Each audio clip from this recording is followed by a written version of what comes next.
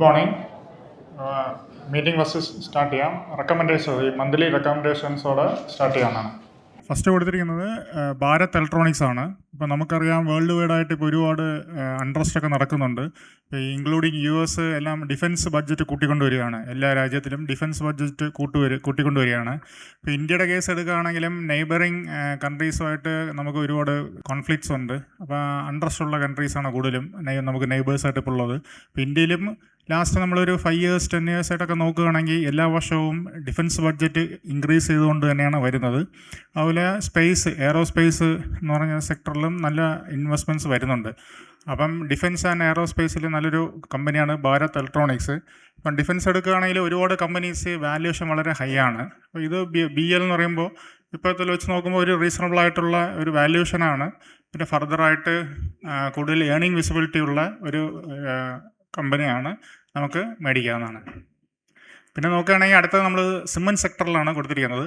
Cement sector ഇപ്പം നമുക്ക് കാണുന്നത് ലാസ്റ്റ് ഒരു 2 to 3 years ആയിട്ട് നോക്കുകയാണെങ്കിൽ കൺസോൾട്ടേഷൻ വരുന്നുണ്ട്. അതായത് വലിയ കമ്പനീസ് എല്ലാം വലുതായിക്കൊണ്ടിരിക്കുകയാണ്. ചെറിയ ചെറിയ കമ്പനീസൊക്കെ വലിയ കമ്പനീസ് അക്വയർ ചെയ്യുന്നുണ്ട്. അപ്പോൾ അംബുജ സിമൻറ്റ്സ് എടുക്കുകയാണെങ്കിൽ അവർ ACC മെർജ് ചെയ്യുന്നുണ്ട്. അതുപോലെ ഓറിയൻ സിമൻറ്റ് അവർ മേടിച്ചു കഴിഞ്ഞു. അപ്പോൾ എല്ലാം കൂടെ ഒന്ന് കൺസോൾട്ടേറ്റ് ചെയ്യുന്നുണ്ട്. അപ്പോൾ കമ്പനി വലുതാകുമ്പോൾ അവർ കോസ്റ്റ് ഓഫ് പ്രൊഡക്ഷൻ നല്ല രീതിയിൽ കുറയ്ക്കാൻ പറ്റും. അങ്ങനെ എക്കണോമിക് ബെനിഫിറ്റ്സ് കിട്ടുന്നതാണ്. അപ്പോൾ മുമ്പൊക്കെ നമ്മൾ നോക്കുകയാണെങ്കിൽ മോർ ദാൻ 10 to 12 കമ്പനീസ് ഉണ്ടെങ്കിലും ഇനിയിപ്പം ഫർദറായിട്ട് ഡൗൺ ദ ലൈൻ ഒരു 5 to 6 കമ്പനീസ്, ലാർജർ കമ്പനീസായിട്ട്, മാർക്കറ്റ് ഷെയർ കൂടുതലുള്ള കമ്പനീസായിട്ട് ഒരു സിമൻറ്റ് സെക്ടർ മാറാൻ സാധ്യതയുണ്ട്. അപ്പോൾ അതിൽ വൺ ഓഫ് ദ ലീഡിങ് പ്ലെയറായിട്ട് വരാൻ സാധ്യതയുള്ളത് അംബുജ സിമൻറ്റ്സ് ആണ്, നമുക്ക് മേടിക്കാവുന്നതാണ്. പിന്നെ ലെമൺ ട്രീ ഹോട്ടൽസ് ആണ്. അപ്പോൾ ഇന്നലെ വന്ന ഒരു ന്യൂസാണ്, ലെമൺ ട്രീ ഹോട്ടൽസ് ഡീമർജ് ചെയ്യുന്നുണ്ട്. അതായത് അവരുടെ ബിസിനസ് രണ്ടായിട്ട് പിരിക്കുന്നുണ്ട്. ഒന്ന് ഹോട്ടൽസും ബിസിനസ് നടത്തുന്നതും, പിന്നെ ഓണർഷിപ്പ്, ഈ ഹോട്ടൽസിൻ്റെ ഒക്കെ ഓണർഷിപ്പായിട്ട് ഒരു സെപ്പറേറ്റ് കമ്പനി ഫോം ചെയ്യുന്നുണ്ട്. അപ്പോൾ ആദ്യത്തെ ഈ ലെമൺ ട്രീ ഹോട്ടൽസ് എന്ന് പറയുമ്പോൾ അത് ബ്രാൻഡും ബിസിനസ്സും മാത്രമായിട്ട് മാറും. അപ്പോൾ ഒരു അസറ്റ് ലൈറ്റ് മോഡൽ എന്ന് പറയും. കാര്യം അവർ ഹോട്ടൽസ് ഒന്നും ഓൺ ചെയ്യത്തില്ല. ഓൺ ചെയ്യുന്നതൊക്കെ മറ്റേ കമ്പനി, സെക്കൻഡ് കമ്പനി ആയിരിക്കും. അപ്പോൾ ആ കമ്പനിയിൽ പ്രൈവറ്റ് ഇക്വിറ്റി പ്ലെയർ ആയ വാർബക് പിങ്കോസ് എന്ന് പറഞ്ഞ കമ്പനി 960 crores ഇൻവെസ്റ്റ് ചെയ്യാൻ ഉദ്ദേശിക്കുന്നുണ്ട്. അത് അവർ സെക്കൻഡ് കമ്പനിയിലാണ് ഇൻവെസ്റ്റ് ചെയ്യുന്നത്. അപ്പോൾ അങ്ങനെയൊക്കെ അവർ പ്രൈവറ്റ് ഇക്വിറ്റി പ്ലെയേഴ്സ് ജനറലി ഒരു കമ്പനിയിൽ ഇൻവെസ്റ്റ് ചെയ്ത് കഴിഞ്ഞാൽ പൊതുവെ ബിസിനസ് ഇമ്പ്രൂവ് ചെയ്യാൻ സാധ്യതയുണ്ട്.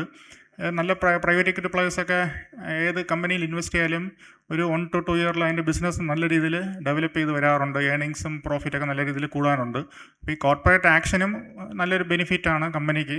കാരണം ബിസിനസ് രണ്ട് രീതിയിൽ വരും. അപ്പം ഒരു കമ്പനിയിൽ ഇൻവെസ്റ്റ്മെൻറ്റ്സും വരുന്നുണ്ട്. അപ്പോൾ അത് നമുക്ക് ഈ ലെവലിൽ മേടിക്കാവുന്നതാണ്.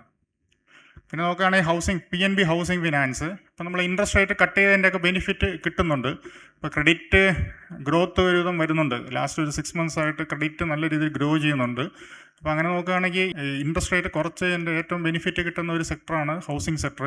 കാര്യം അറിയാം, ഹൗസിംഗ് ഇൻട്രസ്റ്റ് റേറ്റാണ് ഏറ്റവും കുറഞ്ഞത്. അപ്പോൾ ഏറ്റവും കൂടുതൽ ഒരു ഡിഫോൾട്ട് കുറവും ഹൗസിംഗ് സെക്ടറിലാണ്. കൂടും സാലറിഡ് ആയാലും ഹൗസിംഗ് സെക്ടറിലാണ് നോർമൽ ഡിഫോൾട്ട് NPA ഒക്കെ കുറവ്.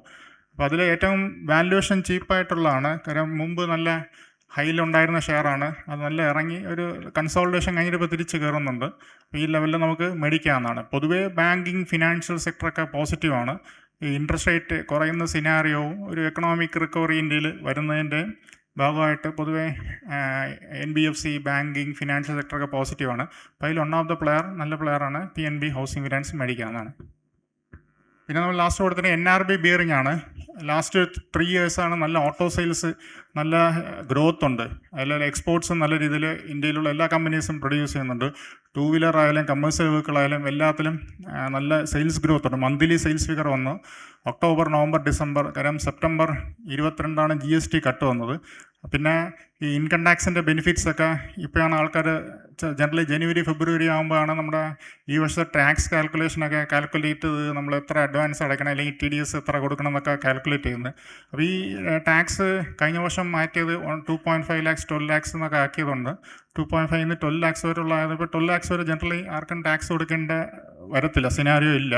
അപ്പോൾ ഈ ടാക്സിൻ്റെ ബെനിഫിറ്റ്സ്, അതുപോലെ GST കട്ട്, ഇതെല്ലാം കൂടെ ഒരു കൺസോൾട്ടേറ്റ് ചെയ്ത് നല്ലൊരു ഗ്രോത്ത് വരുന്നുണ്ട് ഈ ഓട്ടോമൊബൈലിൽ.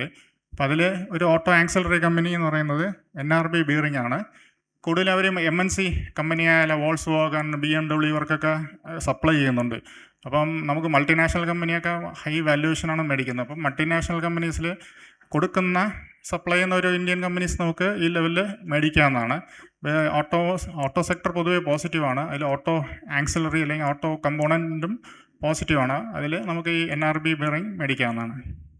കഴിഞ്ഞ വർഷത്തെ റെക്കമെൻഡേഷൻസ് ആണ് നമ്മൾ കൊടുത്ത ഹിൻഡാൽകോ, അതുപോലെ Astra Micro, Shriram transport finance, നാഷണലും എല്ലാം ടാർഗറ്റ് അച്ചീവ് ചെയ്തിട്ടുണ്ടായിരുന്നു. ഇപ്പോൾ ലാസ്റ്റ് 2 ദിവസമായിട്ട് മാർക്കറ്റ് കുറച്ച് ഇറങ്ങിയിട്ടുണ്ടെങ്കിലും എല്ലാം നല്ല രീതിയിൽ ടാർഗറ്റ് അച്ചീവ് ചെയ്തിട്ടു. കോട്ടക് ബാങ്ക് മാത്രം ഇന്നലത്തെ ക്ലോസിംഗ് പ്രൈസ് വെച്ച് 2% ഡൗൺ ആണ്. ഹോൾഡ് ചെയ്യാം. കാരണം ലാസ്റ്റ് ഒരു 3 days ആണ് മാർക്കറ്റ് ഭയങ്കരമായിട്ട് ഇറങ്ങിയത്. അപ്പോൾ ഇത് വെച്ച് നോക്കുമ്പോൾ ഒരു റിക്കവറി വരുമ്പോൾ ബാങ്കിങ് സെക്ടർ ഫസ്റ്റ് റിക്കവറി വരാൻ സാധ്യതയുണ്ട്. ഹോൾഡ് ചെയ്യാമെന്നാണ്. ബാക്കി 4 ടാർഗറ്റ് അച്ചീവ് ചെയ്തിട്ടുണ്ട്. ഓവറോൾ നമുക്ക് 8.82% കഴിഞ്ഞ മാസം റിട്ടേൺ കൊടുത്തിട്ടുണ്ട്. നല്ല റിട്ടേൺ ആയിരുന്നു. കാരണം 4 ടാർഗറ്റ് ആയതുകൊണ്ട് 8.82 കൊടുത്തു. നിഫ്റ്റി ഓൾമോസ്റ്റ് 1.4% ഡൗൺ ആയിരുന്നു. Okay, thank you.